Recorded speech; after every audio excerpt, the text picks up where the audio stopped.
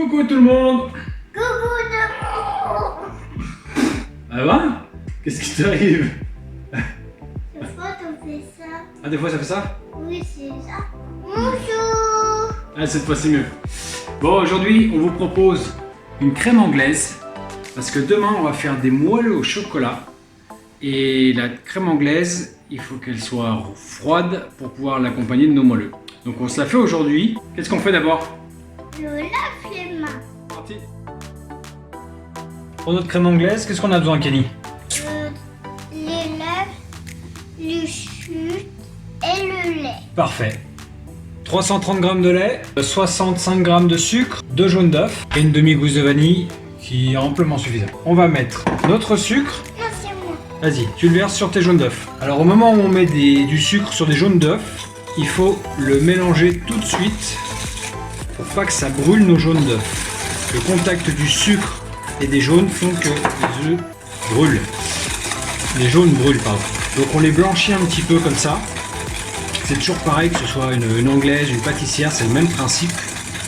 Voilà, une fois qu'ils sont blanchis comme ça, c'est bon, ça craint plus rien, on peut les laisser de côté. Dans notre casserole, on va mettre le lait.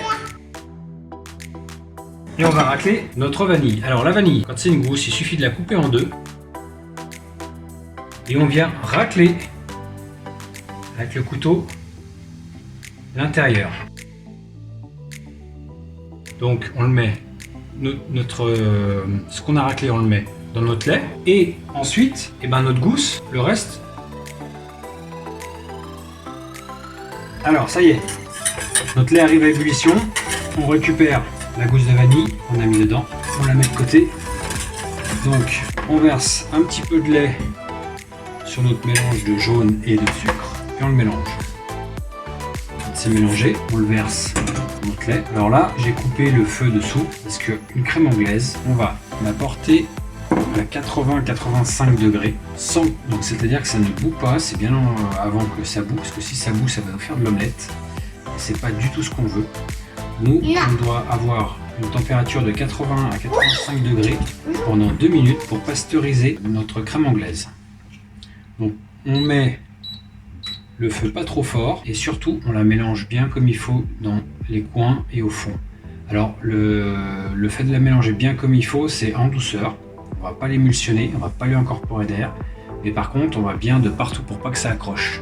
Parce qu'au moment où ça va accrocher le fond, et en fait nos jaunes d'œufs vont coaguler.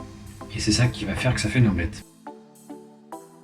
Pour avoir notre température de 80 à 85 degrés, si on n'a pas de thermomètre, je vais vous donner une petite astuce. Quand on fait tourner avec un fouet et que ça s'arrête très vite, c'est que notre crème a épaissi, c'est-à-dire qu'elle est bien en cuisson. Donc là, on va la débarrasser dans un récipient.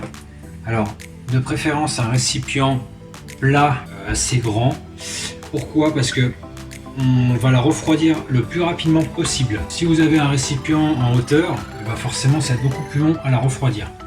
Et là, un récipient plat comme ça, on la met au frigo pour qu'elle soit froide. Ça y est, notre crème anglaise, on l'a mis en petits pots comme ça. On n'avait pas de petits bec vers sur les mains un peu comme ça. Donc vous voyez, elle a épaissi, elle est bien. D'accord. Toi t'aimes bien la crème anglaise? Oh super. Donc voilà notre recette de crème anglaise. Vous la gardez bien au frigo. Alors normalement c'est une journée la crème anglaise, on va dire 2 jours, mais pas plus. Il faut la manger sur 2 jours. Donc avec la recette que vous avez là, ça vous fait pour 4 personnes avec les moelleux qu'on verra dans notre prochaine vidéo. Donc la quantité est très bien. Si vous avez aimé notre vidéo, vous la likez. Si vous aimez notre chaîne, faites-la partager et puis abonnez-vous. A bientôt, à la prochaine vidéo. Au revoir.